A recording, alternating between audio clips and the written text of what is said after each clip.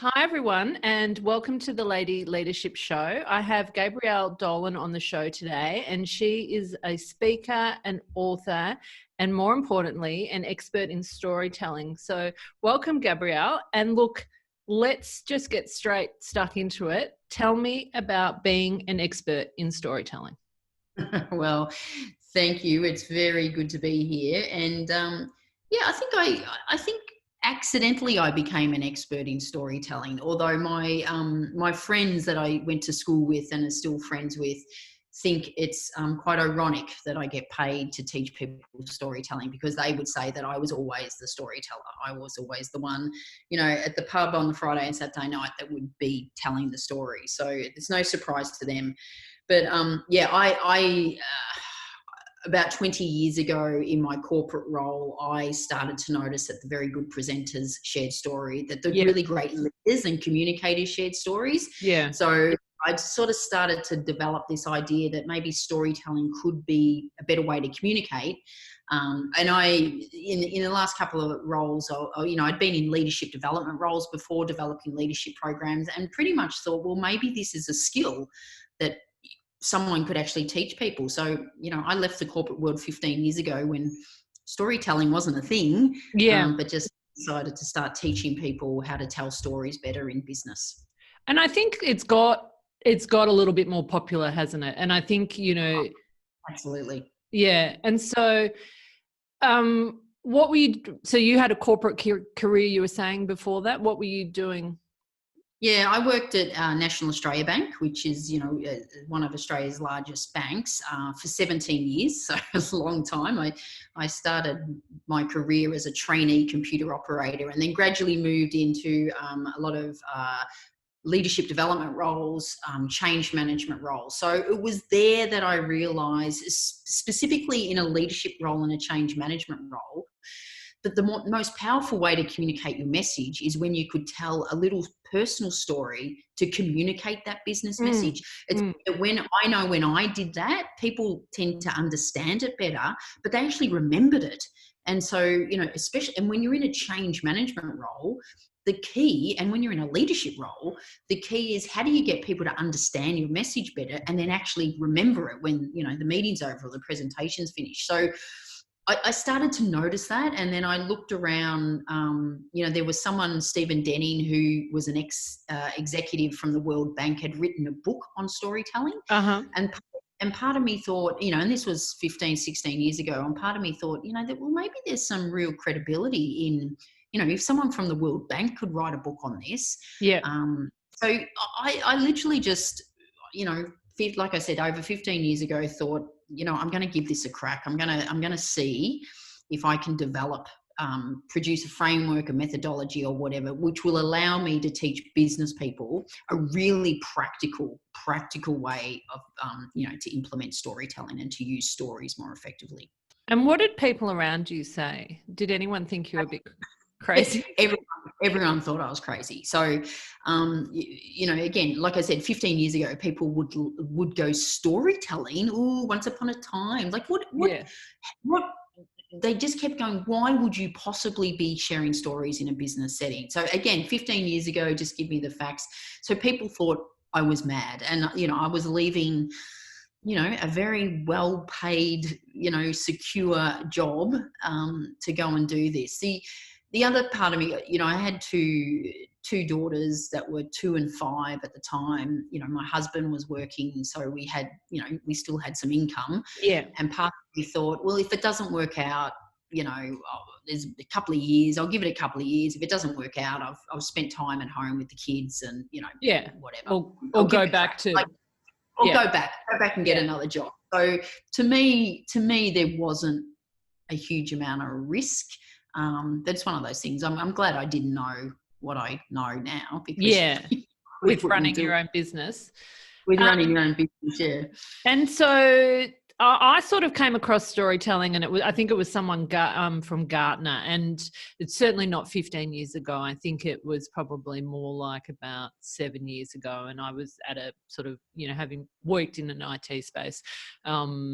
And I sort of was like, okay, yeah, it's really powerful. And I think it's that point you made about actually remembering the story. So you might not remember, say, the person or what you'll remember the person, but you will more remember the story and sort of probably more that point how it made you feel.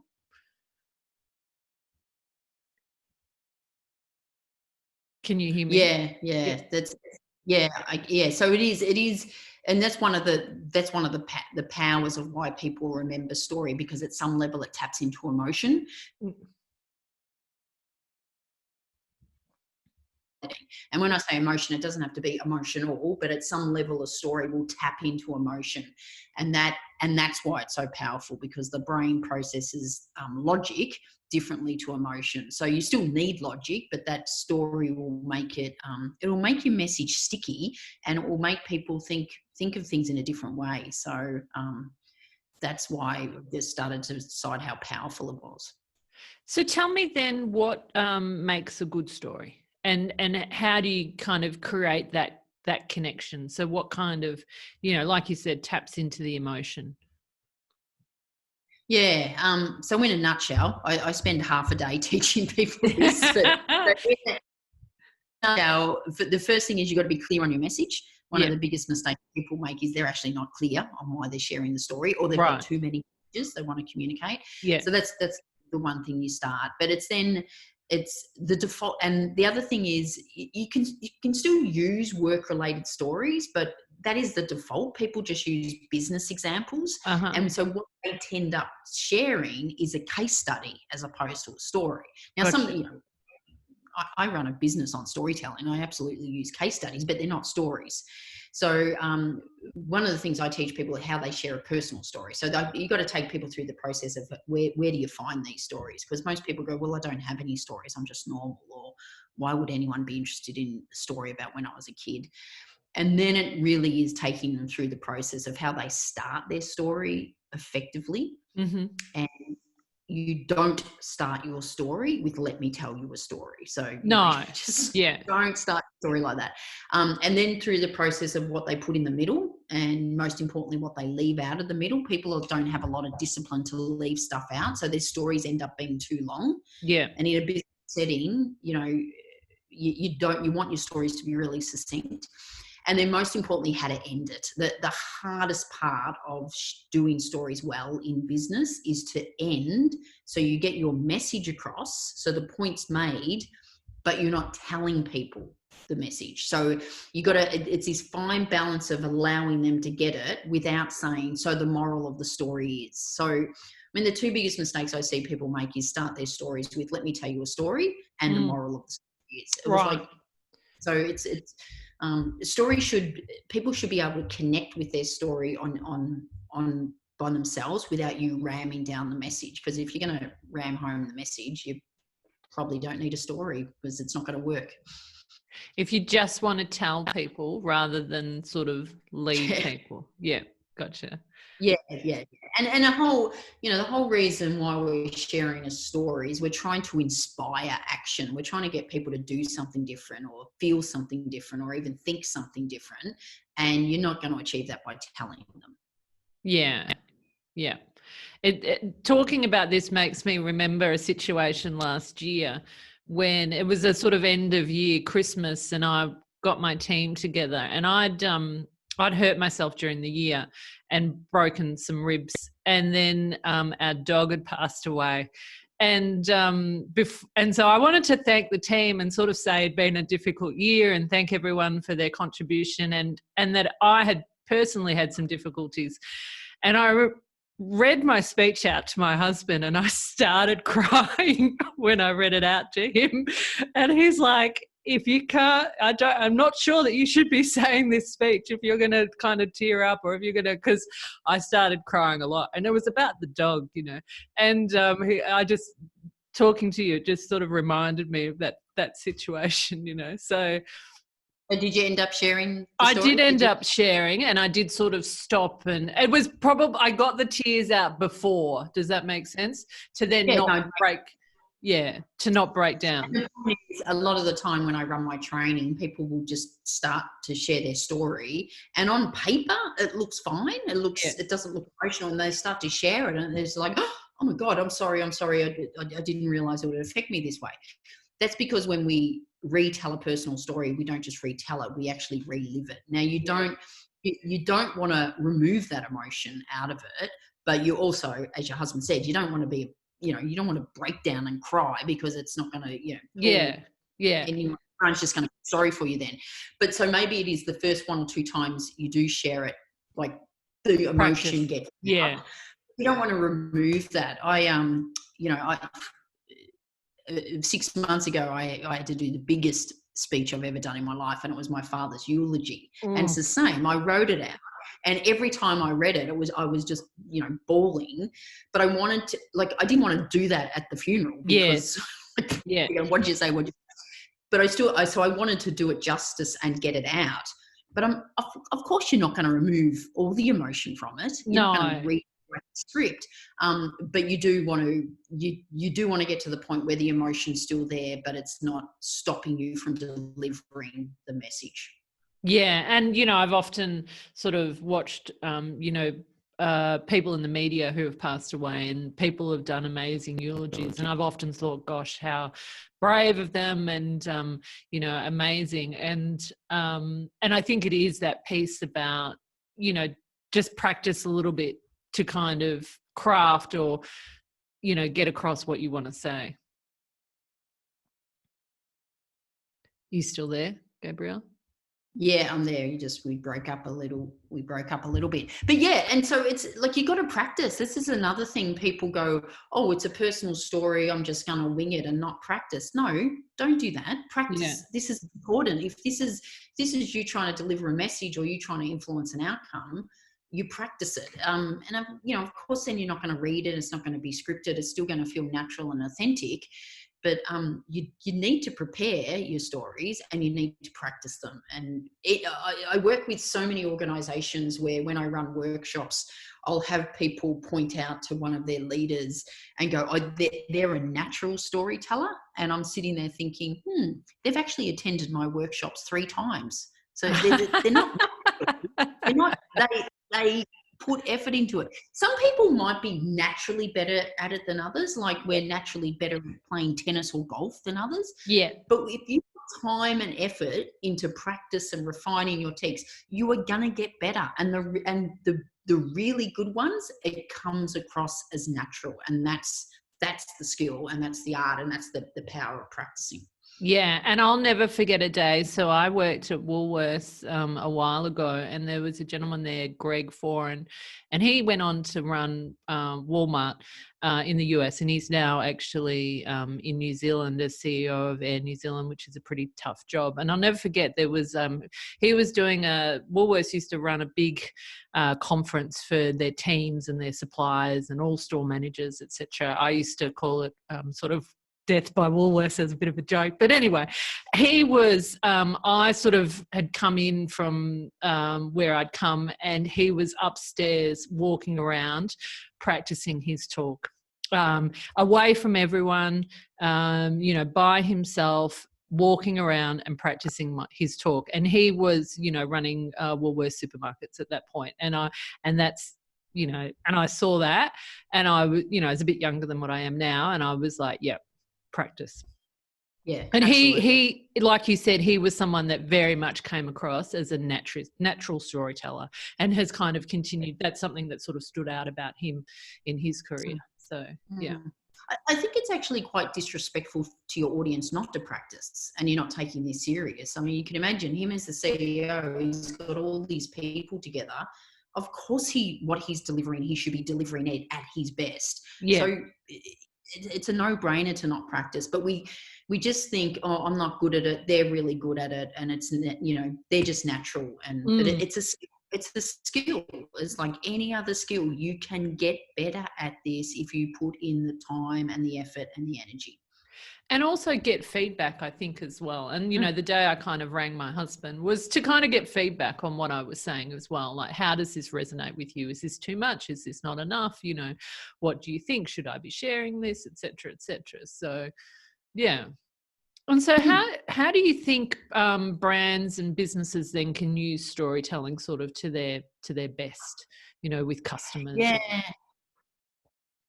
staff? I'm actually writing my next book, and the subtitle is how, it's around storytelling, but it's how to connect with customers and engage employees through brand storytelling. Yep. So the concept is, that we talk about brand storytelling and our brand, but it was like how we're using stories internally to really engage employees. So, Yep. we could have the best strategy in the world, but if your leaders can't get people connected to it, like, Yep. first of all, get to understand it, but get them connected and engaged in it, then it doesn't matter how great the strategy is. So again, how you could use stories to bring your strategy alive. Mm-hmm. Part of the strategy is also values. So these are the values, these are the behaviors of our company. You Yep. can't communicate values by just listing them in bullet points, or No.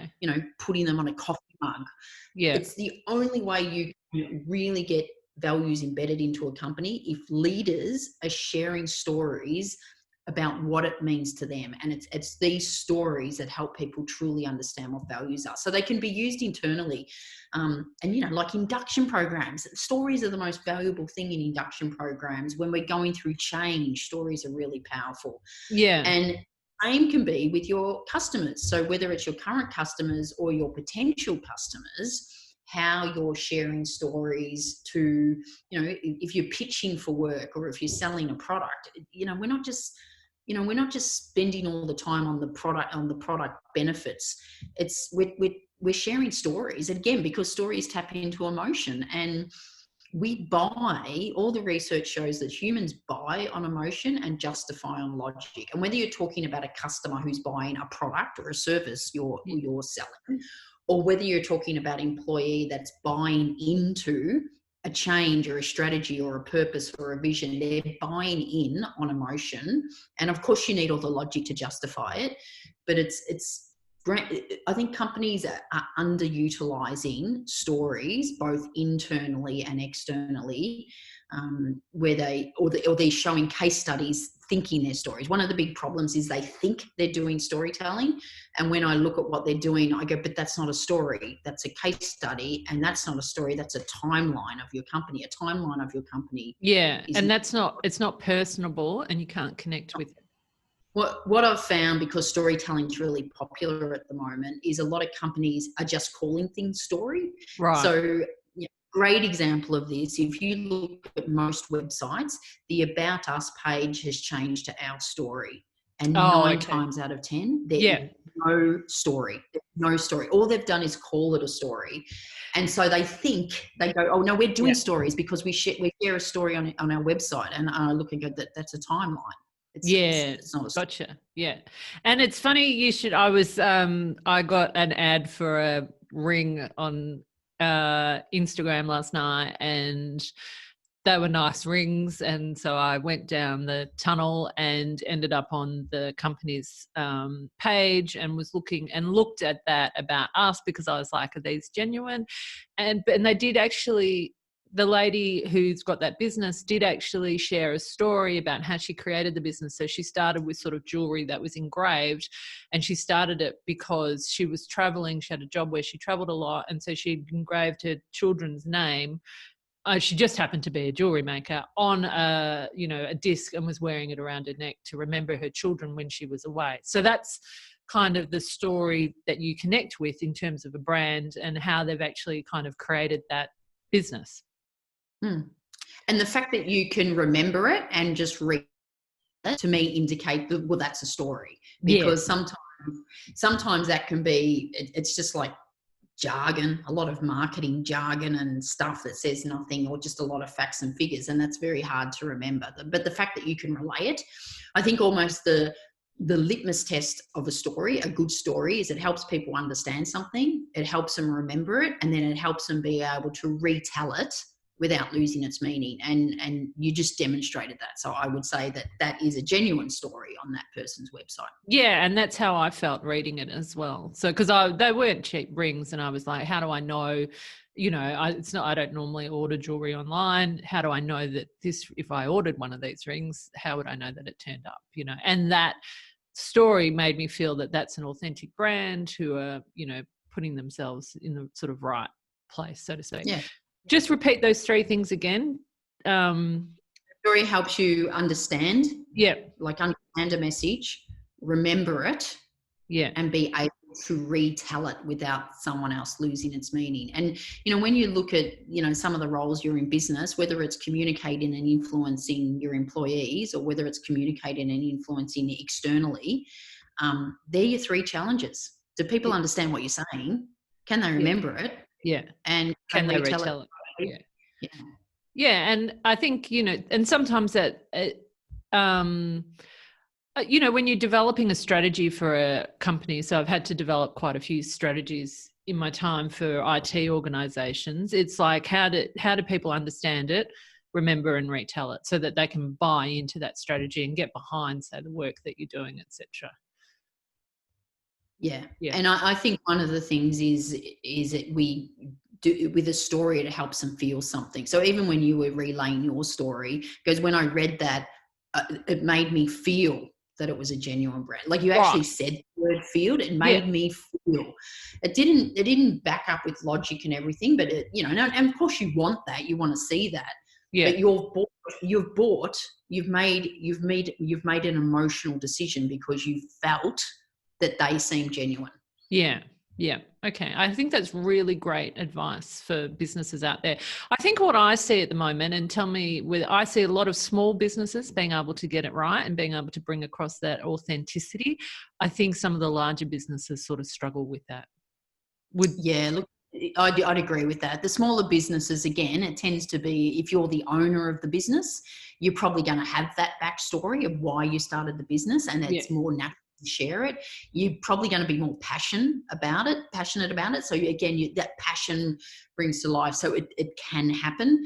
But then when you get to the larger, you look at the large banks. It's like, what's the story? How was it founded? How was it created? I don't know. I worked for National Australia Bank for 17 years. I've got no idea when and why it created. I'm sure there's a timeline of when companies merged and they changed their name or whatever, but there's no story about why it started.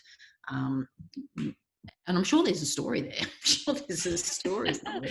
And I think some of the stories the banks have had recently aren't great stories either. So no, and that's why it's more important for them to share those stories. But share the good stories. And it's not just a story about how the company founded. In fact, in my book, I sort of was starting to think about, well, what are all the different types of stories you can share? And yes, it's how the company founded, but it's stories about your culture. So the company values. It's the stories about your employees living those values. So doing great, customer service, for example. Perhaps stories about your customers. Perhaps it's stories about how you've responded to a challenge, which there's a huge amount of stories like that going around at the moment with coronavirus, like the stories of the gin distilleries making hand sanitizers and responding to that challenge. And of course, stories about, perhaps you're doing really great stuff in the community that, people should know about. And so how you can proactively share those stories and not just assume or hope that people know all about them. Yeah, I did like when I was at Woolworths, they did a lot of community stuff, and they provided a lot of sports equipment to schools, etc. And through their marketing, I think they told that story really well. They showcased that. And I think, it's up to organisations to start to showcase some of the stuff that they do behind the scenes that, people don't really know about, so to speak. So. So tell me about the books then. You've written a number of books. We've talked about one quickly. Tell me about all the books. Behind you. You see a bookshelf behind me. Sorry, I'm just letting the dog out. This is the joys of working from home. But look, predominantly my books are all around mainly stories. So Stories for Work is, I published that about 4 years ago. So that's all the different types of stories that you can share, like, stories around values, stories around change, stories in presentation, stories for sales. And Real Communication is my latest. This was published last year. That actually, I'm very proud of this. It was a finalist in Australia's Business Leadership Book of the Year. So there was 3 finalists. Oh, wow. Congratulations. So they're the two. Now, of I've got a few more, but I won't bore you going through with all of them. But they're the two latest, and yeah, Yeah. I'm excited about the next book, which is taking where Stories for Work was very much around the types of stories individual people Yeah. can share, so like individual leaders. The next book's around the stories that companies, like businesses, should share, organizations. And again, it's whether you're a small, 3-person organization or whether you're a big multinational, it's how you can be quite strategic in defining what your brand is, and then finding those stories and communicating that them. bring that to life. Yeah, I like that. And so how do you then find balance, with, running your business, writing books, and, life in general? Yeah, I actually like writing, and I think because the very nature of writing, you can go in and out of it. So when I run my business, there's sort of 3 aspects to my business. There's think, sell, deliver. So you got to constantly be thinking and developing your ideas, which then writing comes out of that. You do have to be selling. I mean, you run a business, you're selling. And then for me, the delivery is I've got to be, I run training workshops. I do keynote presentations. So think, sell, deliver. So writing to me falls into that think bucket. And I have to be doing all 3. So one of the biggest mistakes people make is they get really busy with delivery. And they go, I've got a client, it's full time for, it's taking up all my time for the next 2 months. So they only do deliver. And then they get to the end of the deliver and they go, oh, now I've got nothing to do because I haven't sold. Or people don't know about me because I haven't been thinking and writing. And I'm not creating anything new to go to the next phase. I'm not creating anything new. So I love, on a practical sense, I'm the most creative with my writing in the morning. So I get up, first thing in the morning is I write, and very clear. I don't edit. I just literally pump out. I don't go back and correct words. I don't have auto spell check on. I just pump stuff out. I normally do that, for a couple of hours, and then the kids get up from school and I get them on their merry way, and then I might do a bit more. Then I go for a run. So you talk about get energized. And then it's in the afternoon. That's when I go back and edit. So for me, it works is you got to separate the creative process to the improvement process. Yeah. So, but yeah, I really, really enjoy writing. I never used to. I used to hate writing. In fact, I used to hate running, but now they're the 2 things I really love. But, you go. I failed my final year of school, English. I failed English in my final year by 1 mark. And so I always think, I wonder what Mrs. Bennett's would be thinking now if she, there's the dog. There's the dog. If she knew that you had how many books? 5 books, about to publish my 6th.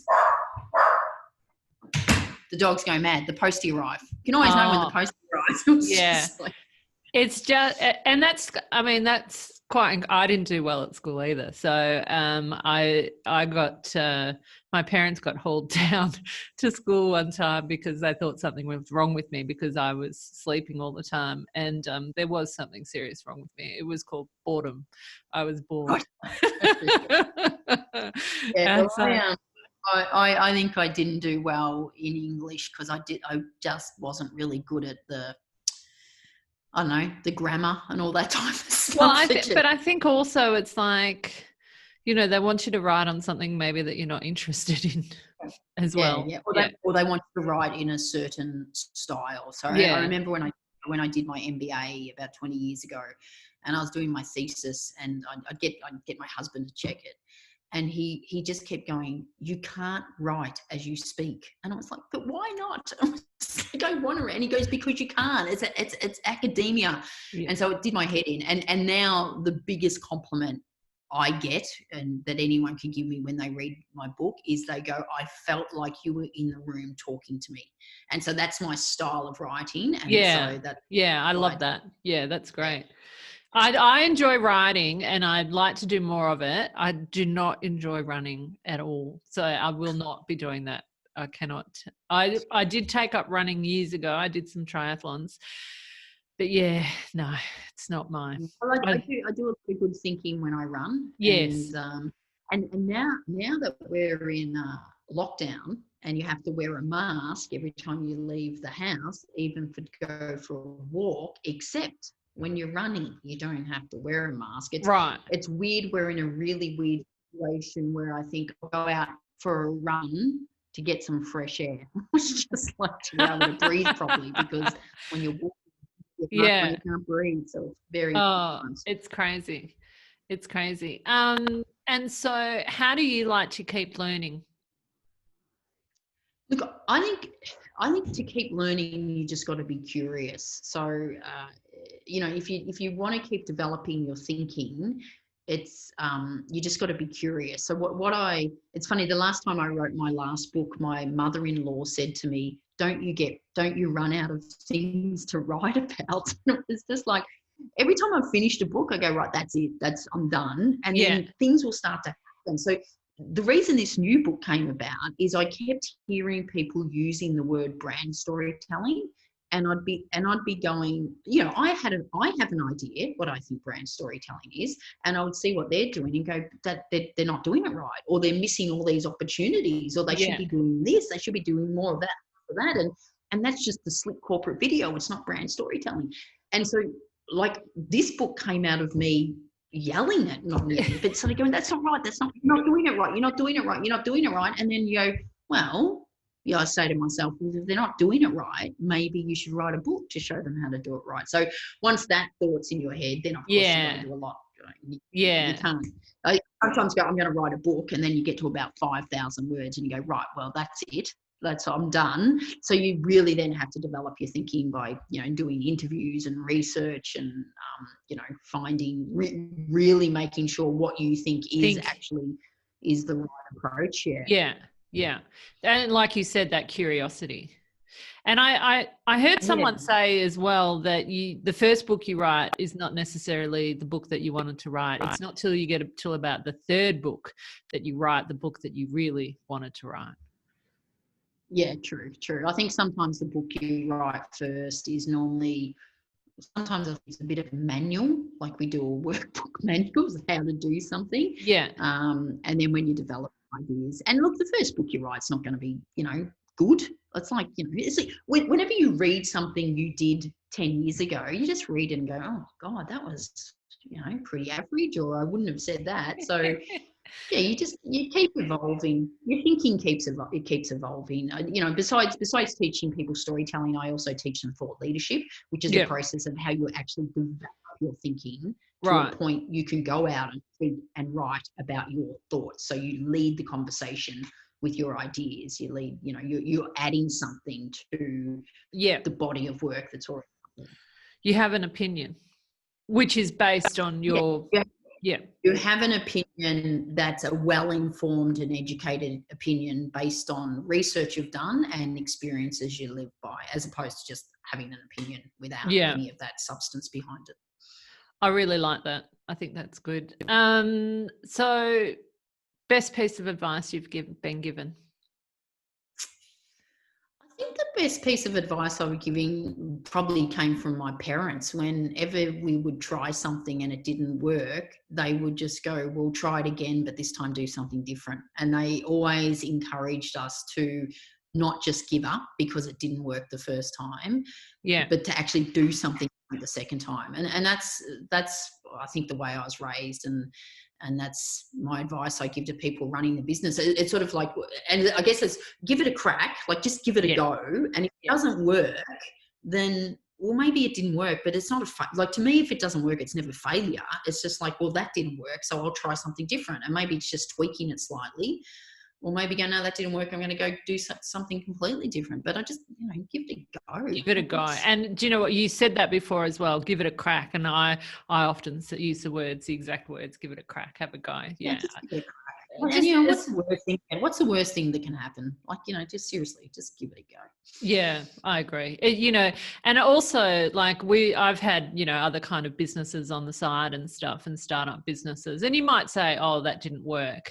But what we learnt through it has progressed. So, I was in business with my husband, progressed his career, progressed my career, and we've learned stuff. Did the business work and we made an absolute fortune? No, not necessarily. But the stuff that we learned through it, and we had a go, and we're learning and we're trying. And I heard someone else use these words, I'd much rather have a go and fail than not have a go. Absolutely. There's a quote, and I don't know who said it, but they said a life lived in fear is a life half lived. Actually, it came from, I do know who said it. It's Baz Luhrmann from Strictly Ballroom. Right, yes.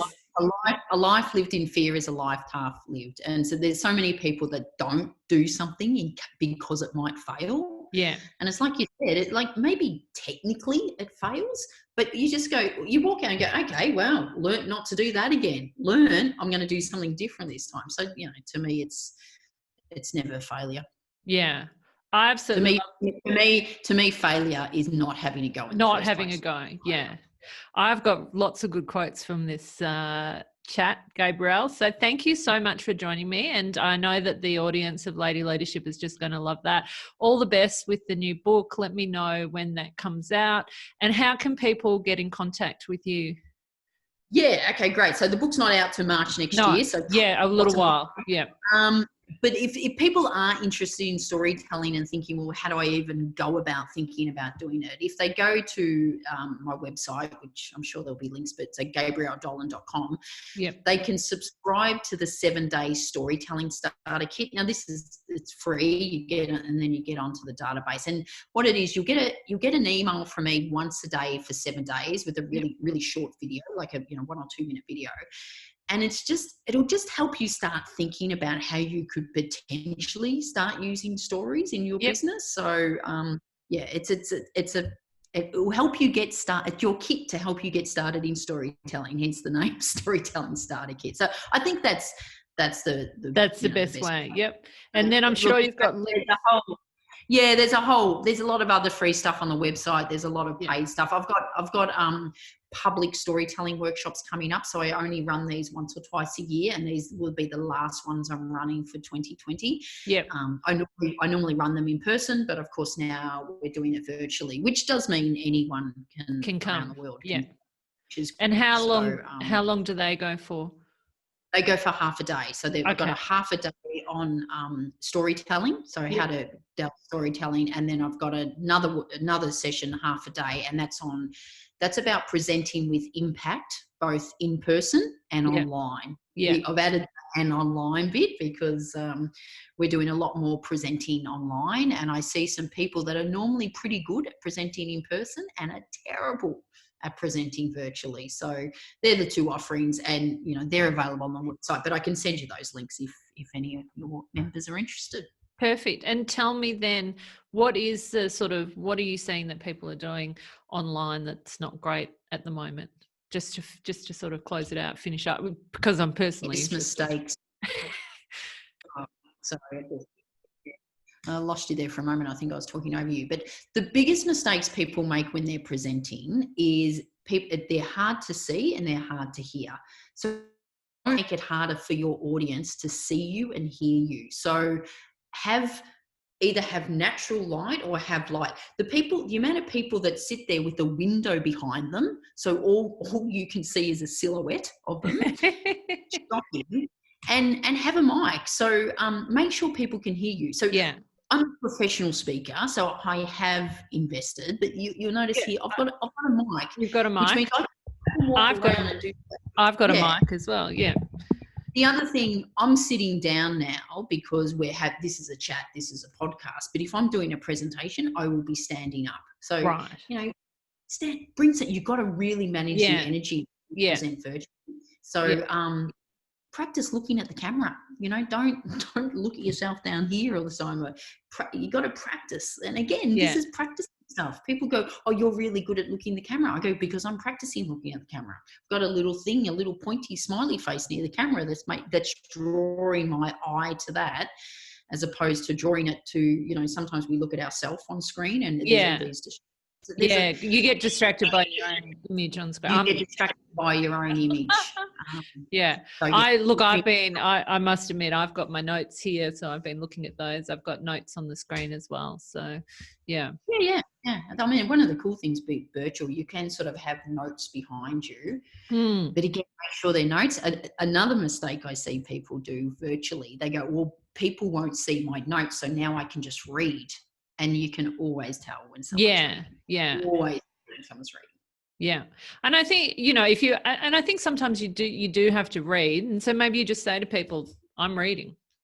Yeah. So, You but know what there's I a mean? point in, there's Yeah. a bit here I need to read. So Yeah. read it out. Yeah. But you don't want to, you don't want to be doing a 45-minute presentation and reading it the whole Yeah. time. So True. yeah. Yeah. So good. Thank you so much, Gabrielle. Just absolutely loved our chat. Thank you. And I'm sure lots of the listeners are going to be checking out your website. So I think it's just a super important skill to get your messages across and have that kind of authenticity and have that connection as well. So Excellent. Thank you. Really love the discussion. thank you so much.